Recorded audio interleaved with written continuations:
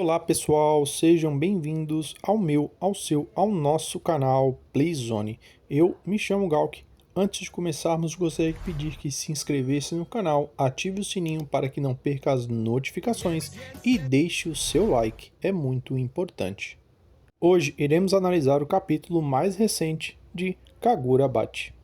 No último capítulo a gente viu que Hakuri acabou entrando ali na frente, né, de Chihiro e acabou levando o golpe por ele.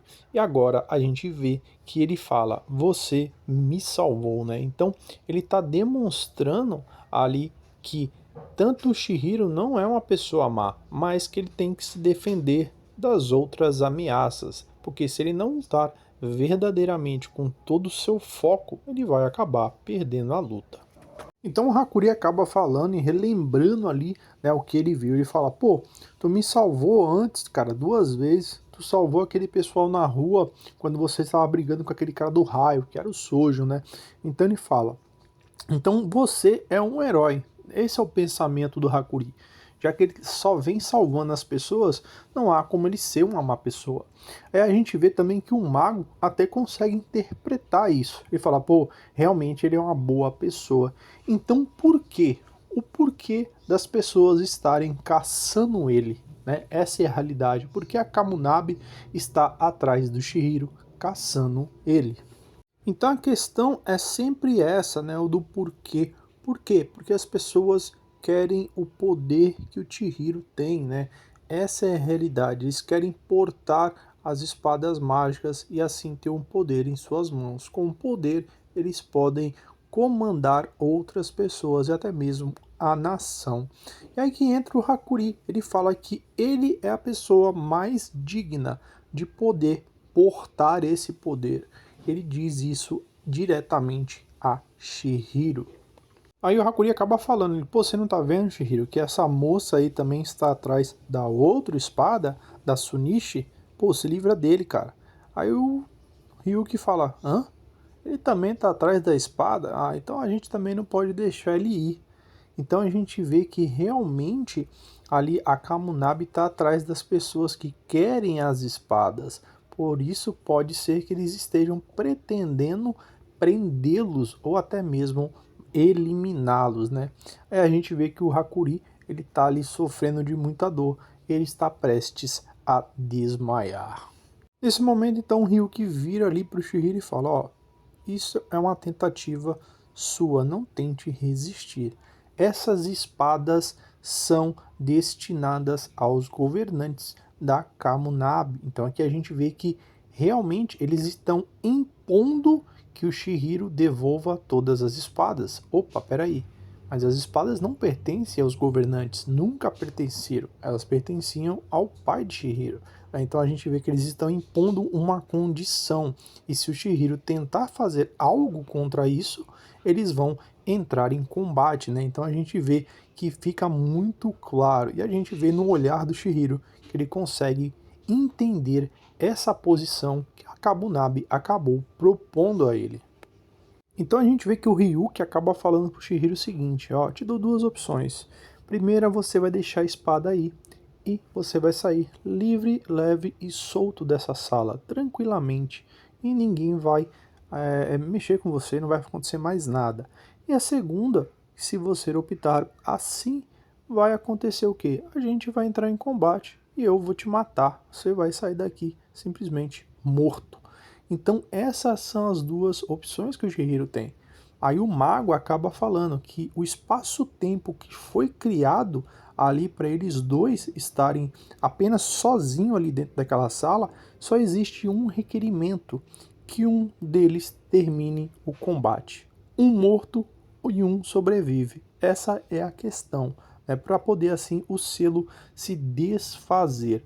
Mas a gente consegue também entender que se o Chihiro atacasse ali o mago, isso também poderia acabar, porque a pessoa que está criando a sala é o mago.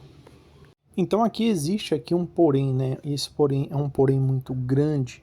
Aqui existe um contrato com a espada. Então a gente sabe que em todas as espadas mágicas existe a possibilidade de você ter um novo contrato após a morte do portador. E aqui também há a possibilidade da espada do Chihiro não ter esse contrato quebrado. Ela apenas pode ser ali controlada por um único portador. Então, pode acontecer ali do Chihiro ser o único portador da sétima espada e ninguém mais conseguir controlar ela. Então é isso que o Ryuki deixa bem claro. Ele, ó, se você for o único portador dessa espada e o contrato não poder ser quebrado, isso vai resultar na sua morte e você será um inimigo do povo. Ele deixa bem claro isso. Então, por um momento, o Yuki ele acaba desdenhando do Chihiro, né? Ele falou assim, aparentemente você parece ser uma pessoa fraca. E eu não gosto de eliminar fracos, né? Mas é estranho. Eu não tenho certeza se você tem essa capacidade de ter derrotado o Sojo em uma batalha. E principalmente em conseguir domar a espada Kuregun, né? E nessa questão de domar é conseguir utilizar o poder da Kuregun. Ele fala, pô, mas agora, você não me parece ser uma pessoa tão heróica como dizem, né? Então o Yuki acaba falando bem assim, mas se por acaso, né, você decidir lutar, lute com leniência, né? Lute com toda a sua vontade. Então basicamente a gente vê que o Yuki meio que plantou uma sementinha do mal na cabeça do Chihiro, né? Tipo assim, então, você é um fraco, né? Desdenhando dele, para instigar que ele lutasse contra o Yuki ali com toda a sua força. Então Chihiro se vê relutante, pensativo pelaquele momento, e ele acaba relembrando algumas frases e conversas paralelas, uma delas com seu pai e a outra com Sojo, e as mesmas têm muita conexão em comum sobre as espadas mágicas, que são armas feitas para matar, né? A letalidade delas são extremamente altíssimas, principalmente se cair em mãos erradas. Então o Chihiro sabe o peso que ele tem nas mãos, né? Então isso é a responsabilidade de um portador, né? Isso é o que o Chihiro carrega. Por isso que ele fala que ele tem que reunir para que isso não possa continuar acontecendo. Ele fala então, você quer um motivo muito bom? Eu tenho um motivo muito bom. Você me salvou novamente. Foi você. Eu estou aqui, fui salvo porque você estava presente, né? Então ele fala, não hesite, não fique hesitando, continue seguindo o seu caminho, porque ele diz que quer reunir as espadas, mas em certos momentos o Chihiro vê muita dificuldade, ele acaba hesitando.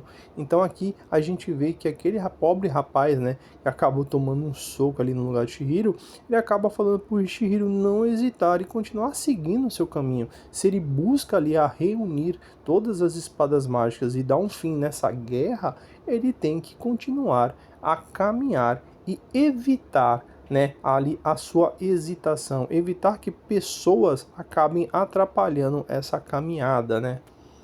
Após escutar as palavras do garoto, Chihiro começa a se locomover em direção a Yuki.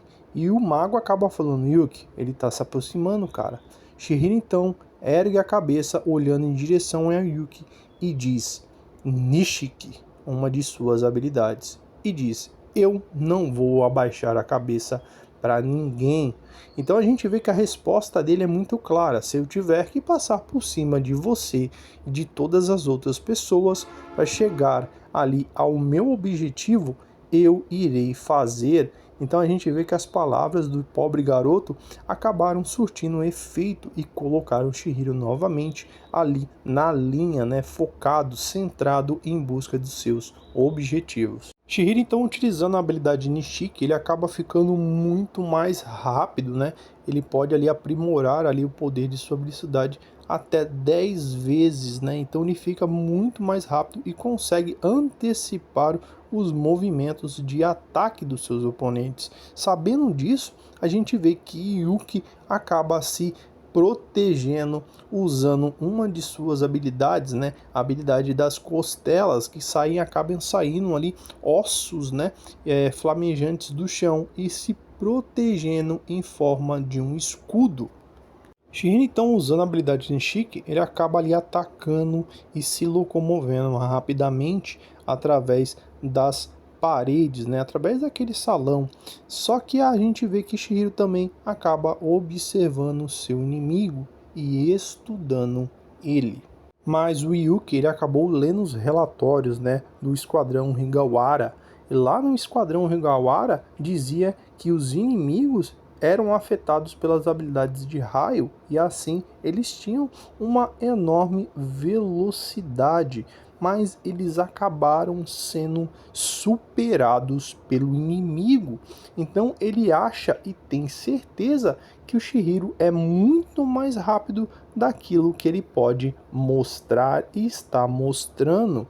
Por isso ele entrou no modo defensivo, para que o Shihiro ficasse ali rodeando ele e ele pudesse observar e deixar o Shihiro chegar mais perto para poder achar um ponto fraco e tentar contra-atacar o Shihiro. A mesma coisa o Shihiro, né? O Shihiro ele tá rodeando ele ali buscando um ponto fraco, porque no momento que o Shihiro achar os pontos fracos ali dentro dessa barreira defensiva, o Shihiro ele vai atacar, mas ele não vai esperar um certo contra-ataque, né? Que é isso que o Yuki está prevendo. Então o Yuki prevê o ataque do Shihiro e sente. Então ele se vira e tenta parar a espada. Então o Yuki conseguiu prever e antecipar ali o movimento de Shihiro e parou o ataque de suas espadas com as mãos, né? Então foi muito perfeito, o plano de Yuki deu certo, mas algo não estava correto. Mas nessa disputa de previsão, né, o Shihiro acabou ganhando. Ele previu que o Yuki conseguiria parar e bloquear a sua espada mágica no momento que ele atacasse. Então o Shihiro usou a Wakizashi, né, a espada secundária, a espada de menor porte em tamanho, que é a espada que é de curto alcance, né? Em batalhas de curto alcance se usa a Wakizashi, né? Não a espada longa, né? Que é a espada mágica que o Shihiro está usando. Então o Shihiro ele fez esse movimento e surpreendeu ali, né? O Yuki. Então o Shihiro, usando da malícia e da malandragem, né, e da sua esperteza, ele atacou sabendo que ele ia bloquear e com isso ele conseguiu uma brecha. E essa brecha foi o que? Ele ficara atrás, né, do Yuki. Ele conseguiu se locomover rapidamente para trás do Yuki e agora ele vai estar ali para desferir um ataque. Ele fala, ó, eu já sabia que a sua reação seria perfeita no momento para bloquear o meu ataque. Então o Shihiro acaba ali atacando diretamente o rosto, né, ali a face do Yuki, e isso acaba deixando o Yuki espantado com essa movimentação que ele fez. Então o mago acaba tendo uma análise muito crítica dessa luta. Ele percebe que o Shihiro já havia planejado isso desde o começo, então provavelmente ele já havia trocado de espada, né? E não estava utilizando a espada mágica, e sim a outra espada no comecinho ali, quando ele usou a habilidade Nishiki. Então provavelmente o Shihiro ele não precisou utilizar a espada empunhada em sua mão para poder usar a habilidade. Ele simplesmente usou a espada secundária e ativou a habilidade Nishiki. Então, como a gente não consegue perceber se o Shihiro usou a primeira espada e usou a habilidade, a gente tem a entender o que? Opa, o Shihiro ele pode usar a habilidade sem estar empunhando a espada. Se isso realmente se concretizar, essa ideia, a gente vê que o Shihiro ele está começando a entender como funcionam as suas habilidades e está avançando em um nível muito rápido de conhecimento. E aqui a gente vê a diferença, né, do Shihiro, né, mesmo portando uma espada mágica, uma espada mortal, ele acabou desferindo um ataque ali no Yuki com a lâmina invertida, né, ele bateu com a parte de trás de sua espada, não com um fio, porque simplesmente se ele tivesse batido com um fio ali na cabeça, na face do Yuki, né, teria decapitado ele. Por isso que o Yuki fala, né, você tá doido? Você não tá levando a briga a sério, né? Então simplesmente a gente vê que o Yuki vira e fala, morre logo, vum, e ataca o Chihiro. Então a gente vê que um antecipou a jogada do outro, né? O Chihiro antecipou a jogada do Yuki, o Yuki antecipou a jogada do Chihiro, né? Porque simplesmente ele deixou ser atingido para que ele também pudesse contra-atacar. E o Chihiro acaba percebendo que ele fez de propósito. Então o Chihiro, após receber o ataque do Yuki, a gente vê que ele acaba saindo, assim, parcialmente ileso, né? Por mais que o ataque tenha sido um ataque muito forte, a gente vê que o Chihiro não sofreu grandes danos. Sim, sofreu danos, escoriações leves, mas nada muito grave devido à sua velocidade de reação. Então, a gente vê que o Yuki até reclama dele. Ele falou assim, ó, foi uma gota d'água, cara. Você tentar me atacar com o lado invertido da espada. Eu pretendo realmente matar você. Então a gente vê que o Chihiro não entendeu ainda. O adversário dele tá levando a luta a sério, mas ele não está. E por isso, às vezes, isso pode comprometer a batalha.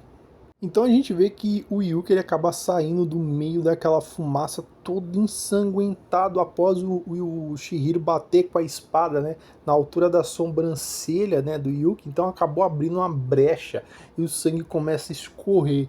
E ele fala, eu juro pela minha vida que se você lutar sério, mesmo assim não vai conseguir me derrotar. Então a gente vê que ele tá obcecado, né, só que a gente vê que tipo assim, é uma reação de adrenalina, né? A gente vê que o personagem chegou num ápice, né, de ficar ali extremamente excitado com aquela luta para poder lutar com um adversário tão forte quanto ele. Então o mago, né, que criou a barreira, ele até mesmo fala, ele cita que o Chihiro é uma boa pessoa, porque se fosse outro, teria decapitado o Yuki naquele primeiro ataque ali, ele não fez isso. Ele falou outra coisa, se ele quisesse destruir a barreira, pô, não precisava lutar com o Yuki, simplesmente ele poderia ter me matado, né? E a barreira ia se desfazer. Só que a questão é, a gente percebe que o Yuki já tá começando a ficar ali mal, né? Por quê? Porque o Chihiro, ele bateu na região aqui da sobrancelha, né? Na testa aqui, e o Yuki começa a ficar um pouco tonto. E o mago, ele começa a perceber isso. Ele fala, ô Yuki, isso é loucura, cara, se lutar sério. Você já não tá mais em condições nem de lutar. Então o mago, né, que criou a barreira, como ele está de fora da luta, ele consegue analisar melhor. Ele dá uma perspectiva de como o Yuki está se sentindo. Ele fala que o orgulho dele foi quebrado, né? Toda aquela pompa que ele tinha de cara forte e tudo mais acabou indo por água abaixo.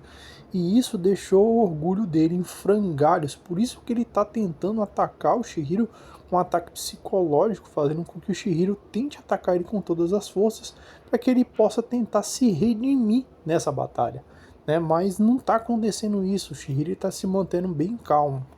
Então o mago ele consegue perceber que o Ryuki não está no melhor momento dele, né? Ele vai tentar lançar um ataque muito mais forte que o ataque anterior. Então o que, que ele fala? Ele fala que a barreira está colapsando. Ele fala, ó, não faz isso não, cara, a barreira está colapsando, cara, a gente vai acabar voltando para o mundo real. E se tu fazer o ataque, vai acabar atingindo as pessoas, né? E a gente percebe também que o Chihiro acaba percebendo que o menino que tomou lá a porrada, ele acabou ficando inconsciente.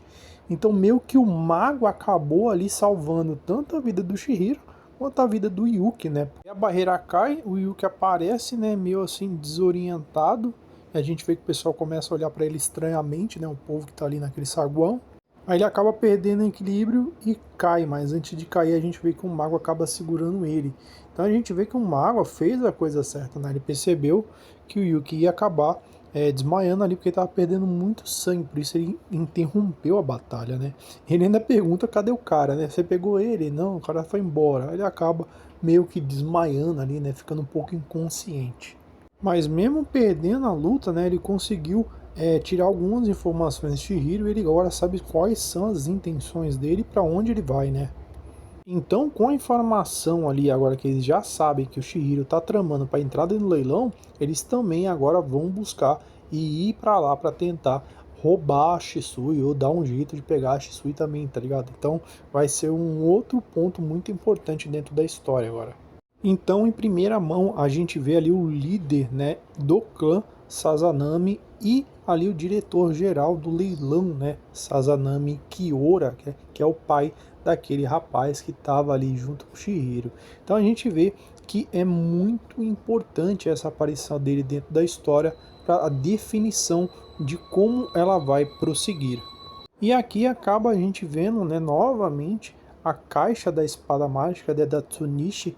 E é o seguinte, o que acontece? A gente viu essa caixa lá na primeira aparição do mangá, quando estava todas elas reunidas. E a gente via que ela é a única caixa que contém essas amarras, né, além da própria caixa. Por quê? Porque ela é uma espada muito mais poderosa, assim por se dizer, que as outras espadas, né? Ela tem algo a mais que ainda não foi revelado. Então a gente acaba também vendo esse rapaz, né, preso dentro de um lugar ali coberto por selos de restrição. Provavelmente esses selos restringem o seu poder. Ele pode ter ali algum tipo de ligação com a espada mágica, né, a Sunite, ou não, né? E provavelmente ele também está preso ali dentro do leilão, né? Então a gente sabe que o leilão também faz leilões de pessoas, né? Então a gente vê o Kyoha observando atentamente todos os detalhes ali, né? A gente vê que está tudo pronto ali para o grande leilão, né? E o que acontece? O leilão ele não é na cidade, não é em um lugar, ele é num espaço-tempo restrito. Então, para poder entrar lá, você tem que ter permissão, senão você não consegue entrar automaticamente. É como se fosse uma casa que não existe, né? Então só existe naquele espaço-tempo criado pelo seu manipulador, que é o mago. Então, quem criou esse espaço-tempo aqui, né, que mostra na figura do leilão, é o próprio Kyoha, porque ele é o mestre, né? Então ele criou esse espaço-tempo e só as pessoas que são convidadas por ele podem entrar lá, né? Então, e assim terminamos a nossa análise do capítulo mais recente de Kagurabashi. Fiquem atentos aos próximos capítulos que certamente traremos mais informações e revelações sobre esse anime surpreendente. Eu vou ficando por aqui. Até mais.